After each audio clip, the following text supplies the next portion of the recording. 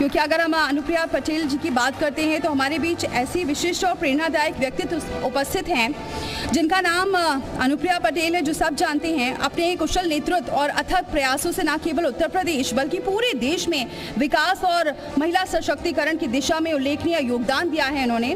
और भारत सरकार में एक मंत्री के रूप में वो देश में के सामाजिक न्याय और सशक्तिकरण के कार्यों में सक्रिय रूप से लगी रही हैं और उनकी प्रतिबद्धता और दूरदर्शिता ने उन्हें देश की उभरती हुई महिला नेताओं में स्थान दिलाया है।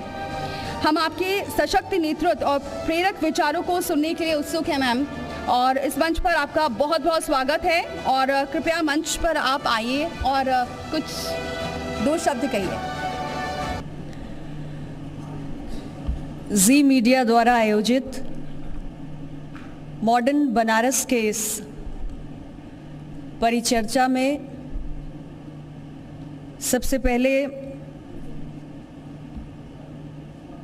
चैनल के एडिटर श्री रमेश चंद्रा जी,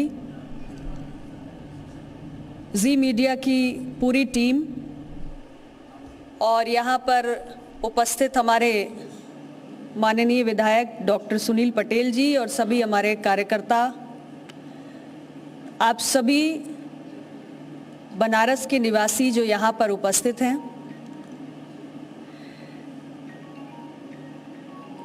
मैं सबसे पहले तो जी मीडिया को बहुत बहुत धन्यवाद देना चाहती हूँ। आपने मॉडर्न बनारस की इस चर्चा को आयोजित किया और माननीय प्रधानमंत्री जी ने एक सांसद के रूप में अपने क्षेत्र को सजाने संवारने के लिए जो प्रयास किए उसका संक्षिप्त उल्लेख करने का ये अवसर प्रदान किया। मैं इसके लिए जी मीडिया को बहुत बहुत धन्यवाद देना चाहती हूँ। रही बात बनारस की, वाराणसी को देश की सांस्कृतिक राजधानी कहा जाता है और यहाँ का इतिहास भी बहुत प्राचीन है।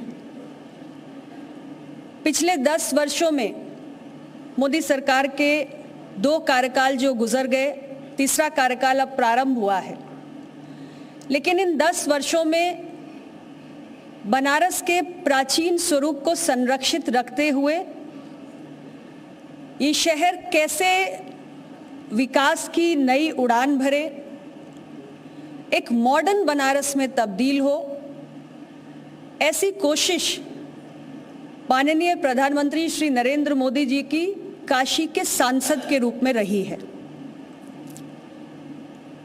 और ऐसा कोई भी क्षेत्र नहीं है, connectivity, health, education, sports, tourism and culture, industrial development, water, sanitation, electricity, housing, किसी भी क्षेत्र को उठाकर हम देख लें तो हर क्षेत्र में मॉडर्न बनारस की दृष्टि से काम हुआ है।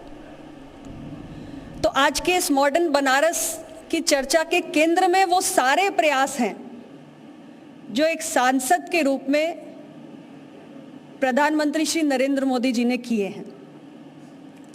मैं सबसे पहले कनेक्टिविटी की ही बात करूंगी। मॉडर्न बनारस की दिशा में बहुत सारे प्रयास हुए। कनेक्टिविटी यानी रेल की, जल मार्ग की, एयर की, सड़क की और लोकल पब्लिक ट्रांसपोर्ट की। अगर मैं सड़क की दृष्टि से बात करूं, 10 वर्षों में 680 किलोमीटर सड़क निर्माण, ग्रामीण संपर्क मार्गों की बात करूं तो 227 किलोमीटर, कई बड़े बड़े फ्लाईओवर्स भी बने, रामनगर सामने घाट, मंडुआडीह महमूरगंज, लहरतारा चौका घाट, और शहर के साथ साथ शहर के आसपास के सीमावर्ती जिलों से और राज्यों से कनेक्टिविटी में कैसे सुधार हो, इसकी चिंता भी काशी के सांसद ने की। यानी वाराणसी प्रयागराज, वाराणसी गोरखपुर, वाराणसी सुल्तानपुर, वाराणसी गाजीपुर, इन सारे राजमार्गों का चौड़ीकरण किया गया ताकि जनता को बेहतर कनेक्टिविटी मिल सके। इसके साथ ही ग्रीनफील्ड रिंग रोड भी बनाई गई और जितने भी मुख्य आंतरिक मार्ग हैं उन सबका चौड़ीकरण करके उन्हें रिंग रोड से जोड़ने का काम भी किया जा रहा है। ये तो बात सड़क की हुई।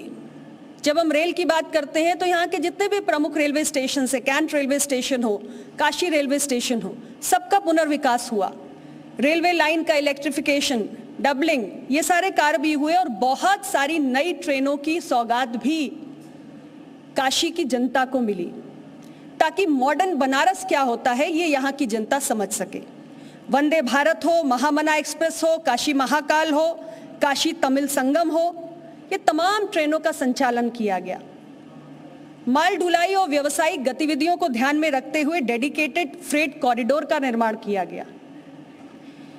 और इतना ही नहीं, एयर कनेक्टिविटी की दृष्टि से हवाई मार्ग से बनारस आने जाने वाले यात्रियों को सुविधा हो सके, इसके लिए बनारस इंटरनेशनल एयरपोर्ट का जो विस्तार का काम चल रहा है वो सब आपकी आंखों के सामने है। जलमार्ग, आप जानते हैं रामनगर में IWT जो मल्टी मॉडल टर्मिनल का निर्माण हुआ। कमर्शियल कार्गो से लेकर रोरो बोट, क्रूज का संचालन, इन सारे प्रयासों से जल परिवहन को नई गति मिली। और लोकल पब्लिक ट्रांसपोर्ट की जब हम बात करते हैं तो प्रदूषण एक बहुत बड़ा विषय है। भारत आज कार्बन फुटप्रिंट को कम करना चाहता है। इलेक्ट्रिक व्हीकल्स का चलन तेजी से बढ़ा है। आज बनारस में इलेक्ट्रिक बसों का संचालन हो रहा है और यहाँ तक कि श्री काशी विश्वनाथ मंदिर से लेकर बनारस कैंट रेलवे स्टेशन के बीच में रोपवे पब्लिक ट्रांसपोर्ट सिस्टम भी बनाया गया। ये तो बात हुई कनेक्टिविटी की। और स्वास्थ्य के रूप से भी इन 10 वर्षों में कैंसर हॉस्पिटल से लेकर ट्रॉमा सेंटर, सुपर स्पेशलिटी, ये तमाम प्रयास किए गए।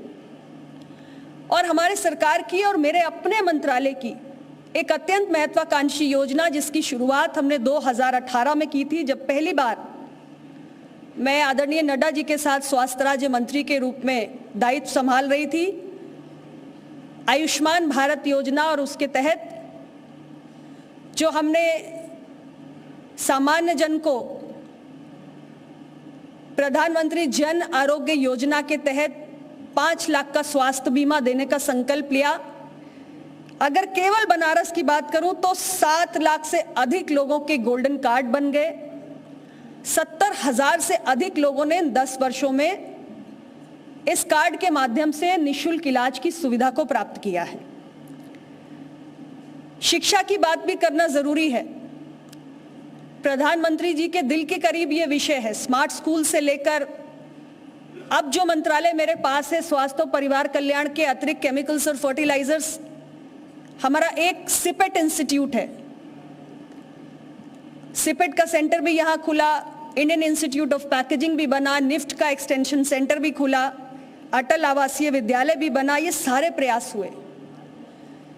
हम पेयजल आपूर्ति की बात करें, हाउसिंग की बात करें, सैनिटेशन की बात करें, सौभाग्य योजना और इन तमाम अन्य योजनाओं के माध्यम से घर घर विद्युत कनेक्शन पहुंचाने के साथ बिजली की निर्बाध आपूर्ति सुनिश्चित करना, नए विद्युत उपकेंद्र बनाना या अंडरग्राउंड केबलिंग करना, यह सब कुछ इन 10 वर्षों में प्राथमिकता पे कराया गया। 10,000 से ज्यादा शौचालयों का निर्माण हुआ, 13,000 से ज्यादा ग्रामीण आवास बनाए गए और 36,000 से ज्यादा शहरी आवास बनाए गए। 1 लाख से ज्यादा उज्ज्वला गैस सिलेंडर्स के कनेक्शन दिए गए मात्र 10 सालों में। सीवेज ट्रीटमेंट के लिए 320 MLD का प्लांट सेटअप किया गया और गंगा में सीवेज की निकासी ना हो, इसके लिए ओल्ड ट्रंक सीवर लाइन के प्रतिष्ठापन के साथ अन्य सीवर लाइंस के पुनरुद्धार का काम भी किया गया। और गंगा की निर्मलता, गंगा की स्वच्छता, गंगा प्रदूषण मुक्त रहे, इसके लिए 1000 से अधिक डीजल पेट्रोल संचालित नावों को CNG में परिवर्तित किया गया। हमारे नवनिर्मित नमो घाट और रविदास घाट पर एक फ्लोटिंग CNG फिलिंग स्टेशन भी बनाया गया ताकि नाविकों को किसी प्रकार की कोई बाधा ना हो। खेल सभी का प्रिय विषय है, खास तौर से प्रधानमंत्री जी का। काशी के सांसद के रूप में इंटरनेशनल क्रिकेट स्टेडियम बनवाना हो या सिगरा स्पोर्ट्स स्टेडियम का पुनर्विकास करना हो, यह सब कुछ काशी ने इन 10 वर्षों में देखा। 1 लाख से ज्यादा किसान आज किसान सम्मान निधि का लाभ उठा रहे हैं। जैविक खेती को बढ़ावा दिया जा रहा है। और सबसे बड़ी बात, बनारस से पहले कभी एग्रीकल्चर एक्सपोर्ट नहीं होता था। कृषि निर्यात को भी इन 10 वर्षों में बढ़ावा दिया गया और यहाँ पर कृषि निर्यात को बढ़ावा देने के लिए एक्सपोर्ट इंफ्रास्ट्रक्चर भी बनाया गया। पैक हाउस से लेकर एयर कार्गो फैसिलिटी, ये सब कुछ बनाया गया। और आज बनारस का लंगड़ा आम हो या बनारसी पान हो या आदम चीनी चावल हो, बहुत सारे फल, सब्जियां, अनाज और बहुत सारे लोकली प्रोड्यूस गुड्स आज बनारस से एक्सपोर्ट होने लगे हैं, दुनिया के बाजारों में पहुंचने लगे हैं। टूरिज्म और कल्चर की दृष्टि से काशी विश्वनाथ मंदिर का भव्य और नवीन स्वरूप, संत रविदास जन्मस्थली का विकास, सारनाथ में लाइट एंड साउंड शो, एक नया नवेला रुद्राक्ष कन्वेंशन सेंटर यहाँ के स्थानीय कलाकारों को मंच देने के लिए, गंगा घाटों का जीर्णोद्धार, ये सब कुछ ऐसे प्रयास हैं जिसके माध्यम से पिछले कुछ वर्षों में आने वाले श्रद्धालुओं की और पर्यटकों की संख्या में 12 गुना वृद्धि हुई है। तो इस दृष्टि से मैं कुल मिलाकर यही कहना चाहती हूं कि एक संवेदनशील सांसद के रूप में, एक जागरूक सांसद के रूप में प्रधानमंत्री नरेंद्र मोदी जी ने देश के प्रति तो अपने कर्तव्यों को निभाया ही, प्रधानमंत्री के दायित्वों का तो कुशल निर्वहन किया ही, लेकिन उस बहुत बड़े दायित्व के बीच में काशी की जनता को अपने दिल में बसाकर रखा और काशी की जनता की जो अपेक्षाएं हैं उसकी पूर्ति के लिए सजग रहे।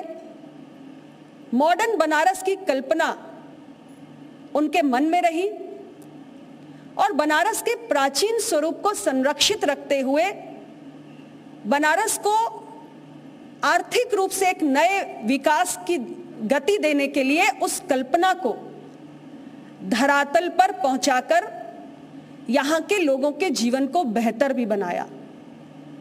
तो मॉडर्न बनारस प्रधानमंत्री जी की उसी कल्पना और उस कल्पना को धरातल पर उतारने के लिए किए गए तमाम प्रयासों का जिक्र करने का एक मंच है। 10 सालों में उन्होंने काशी की, बनारस की तस्वीर को बदल के रख दिया है। बनारस की दुनिया में पहचान है और प्रधानमंत्री जी ने उस पहचान को और बड़ा और विशिष्ट बनाया है। बनारस के लोगों के ईज ऑफ लिविंग को बढ़ाने के लिए अपने सरकार के माध्यम से बहुत सारी सौगातें यहाँ के आम जनता को दी हैं। तो मैं पुनः जी मीडिया को बहुत बहुत आभार व्यक्त करती हूँ इस विषय पर चर्चा को आयोजित करने के लिए और मुझे अपनी बात को कहने का ये अवसर देने के लिए बहुत बहुत धन्यवाद।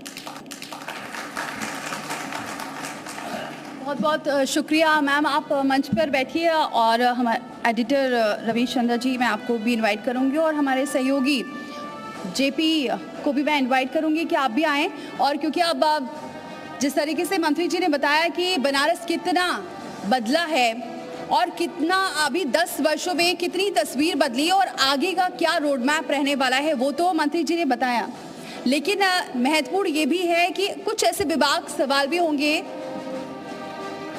मंत्री जी से जो आज हमारे सर भी पूछेंगे और जेपी जी भी पूछेंगे।